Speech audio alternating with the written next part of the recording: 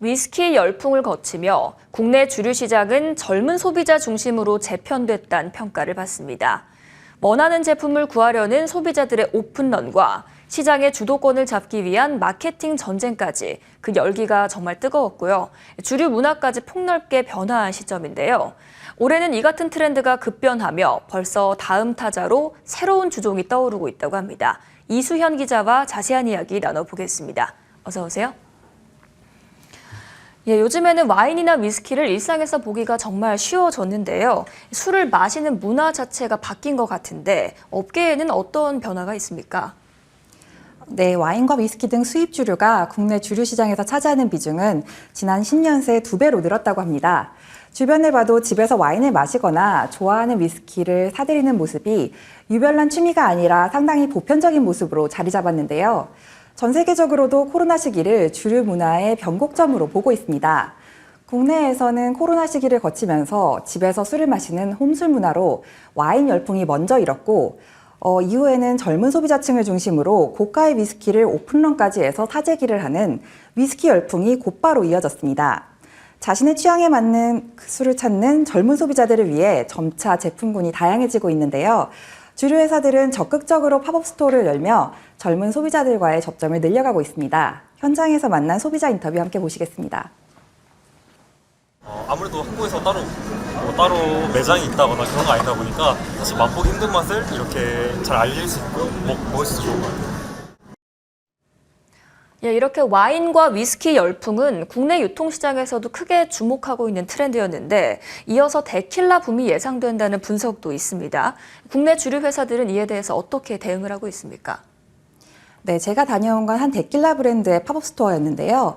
실제로 20대 젊은 소비자층들이 주를 이루고 있었고 이 해외 유명 모델이 런칭해서 잘 알려진 브랜드였습니다. 의외였던 건 이 데킬라를 국내에 들여온 곳이 전통주로 유명한 국순당이라는 겁니다. 먼저 데킬라 브랜드 측에서 한국 시장의 성장 가능성이 크다고 보고 국순당에 협력을 제안했다고 하는데요. 주류 전문 시장 조사 기관인 영국의 IWSR은 한국 시장에서 2022년 데킬라와 같은 아가베 베이스의 주종이 60% 넘게 성장했다는 분석을 내놓기도 했습니다. 이에 맞춰 하이트진로는 100만 원대의 데킬라 제품을 선보였고 조니 워커로 유명한 디아지오도 신제품 데킬라에 상당히 공을 들이고 있습니다. 담당자의 설명 함께 듣겠습니다. 미국에서는 코로나 기간이었던 2021년에 데킬라가 약 75%의 성장을 보였고 현재에도 데킬라 문화가 정착하는 흐름을 보이고 있습니다.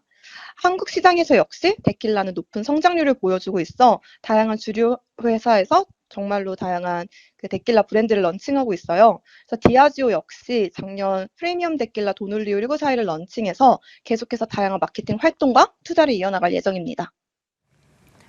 이 위스키 열풍도 빠르게 달아올랐던 측면이 있는데 데킬라 붐에도 속도전이 진행되고 있는 것 같습니다.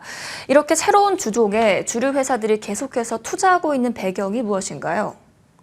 네, 와인과 위스키 열풍을 거치면서 글로벌 주류 회사들도 한국 시장을 더 눈여겨보기 시작했습니다. 특히 위스키의 경우 한국 시장은 고가의 프리미엄 제품이 젊은 소비자층을 중심으로 가파르게 성장한 이례적인 사례입니다. 물론 더 큰 위스키 시장은 미국이나 유럽이겠지만 고가의 프리미엄 제품을 이렇게 젊은 소비자들이 적극적으로 구입하는 사례는 전 세계적으로도 상당히 흔치 않은 사례이기 때문입니다. 최근 국내에 선보인 데킬라 제품들을 봐도 기존의 국내 시장에 들어와 있던 저가형 제품이 아니라 10만 원대부터 100만 원대까지 더 높은 가격의 제품들이 들어오고 있습니다. 국내에서는 데킬라가 그동안 저가의 술로 인식됐지만 훨씬 더 고급 시장으로 키워나갈 수 있다는 것이 업계의 분석이고 시장 선점을 위해서 그동안 주류 수입이 본업이 아니었던 회사들까지 적극적으로 뛰어들고 있는 모습입니다.